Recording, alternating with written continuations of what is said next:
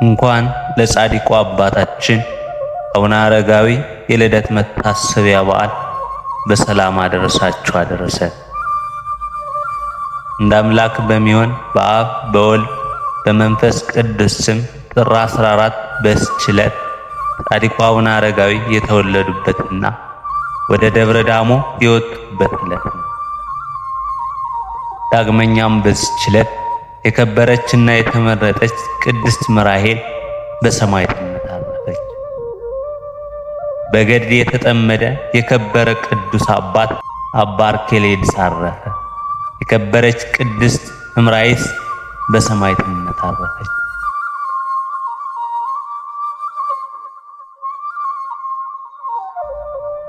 ጥር 14 በዚች ቀን ታላቁና የከበረው አባታችን አቡነ አረጋዊ የተወለዱበትና ወደ ደብረ ዳሞ የወጡበት ዕለት ነው። እኒህ አባት ከ9 ቅዱሳን አባቶች አንዱ ሲሆኑ አባታቸው ይስሐቅ የሮም ንጉሥ ነበሩ። እናታቸው ንግሥት ድና ይባሉ ነበር። የመጀመሪያ ስማቸው ዘሚካኤል ሲሆን ጥበብ መንፈሳዊ ሲማሩ አድገው ወደ እስክንድርያ ገዳም ገቡ። አበምኔቱ አባ ባቁሚስ በፈቃደ እግዚአብሔር የመጡ መሆናቸውን አውቀው ማዕረገ ምንኩስናን ሰጥተዋቸዋል። የንጉሣዊ የቅንጦት ኑሮን ንቀው ትተው ገዳም ገብተው በምንኩስና ተወስነዋል።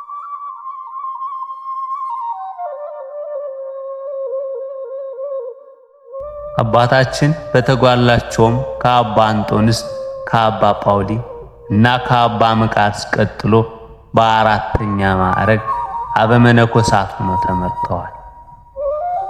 በገዳመ ዳውናት 7 ዓመት ከቆዩ በኋላ ወደ ሮም ተመልሰው ሲያስተምሩ የሀገራችን ኢትዮጵያን ዜና ሰምተው ለመምጣት በ480 ዓመተ ምህረት ከአባ ፍሬምናጦስ በኋላ መንገድ ጀመሩ።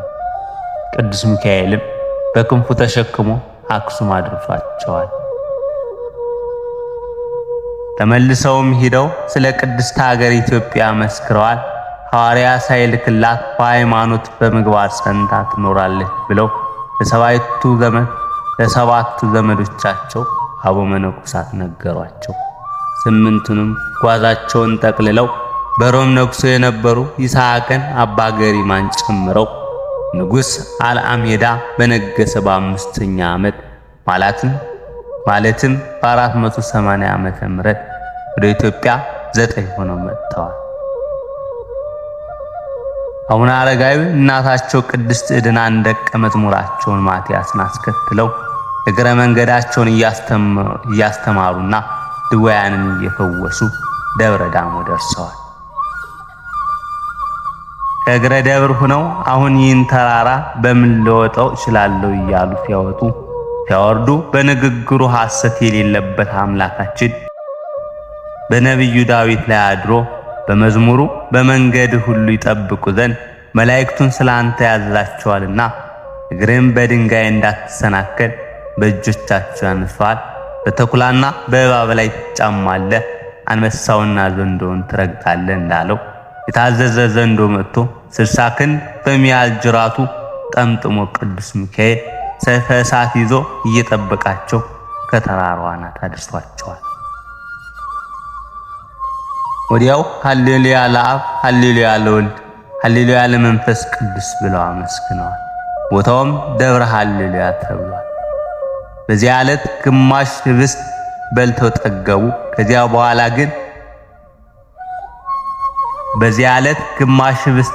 ጠገቡ።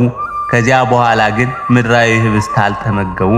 በሰንበተ ክርስቲያን ከቅዳሴ በኋላ ህብስተ ሰማይ እያመጡላቸው ይመገቡ ነበር። በኋላም ዜና ጽድቃቸውን ሰምተው ከ6000 ያላነሱ ደቀ መዝሙር ተሰብስበውላቸዋል። 99 ዓመት ሲሞላቸው ጌታ በመንፈቀ ሌሊት ተገልጾ ምድራዊ መንግስትን ትተህ ስላገለገልከኝ ህልፈት ሽረት የሌለባት ሰማያዊ መንግስቴን አወርሳለሁ ብሎ ቃል ኪዳን ሰጣቸው። በስሜ የተማጸነውን እስከ 15 ትውልድ ድረስ እምርልሃለሁ፣ አንተም ከሞት ገጽ ትሰወራለህ ብሎ ተስፋቸውን ነገራቸው። እሳቸው መነኮሳቱን ሰብስበው ከእንግዲህ በሥጋ አታዩኝም ብለው ነግረዋቸው አበምኔት ሹመውላቸው በደብረ ዳሞ ተራራ በስተምስራቅ አቅጣጫ ተሰውረዋል። ጻድቁ አባታችን የአቡነ አረጋዊ ረድኤታቸውና በረከታቸው በሁላችን ላይ ይደር ለዘላለሙ አሜን።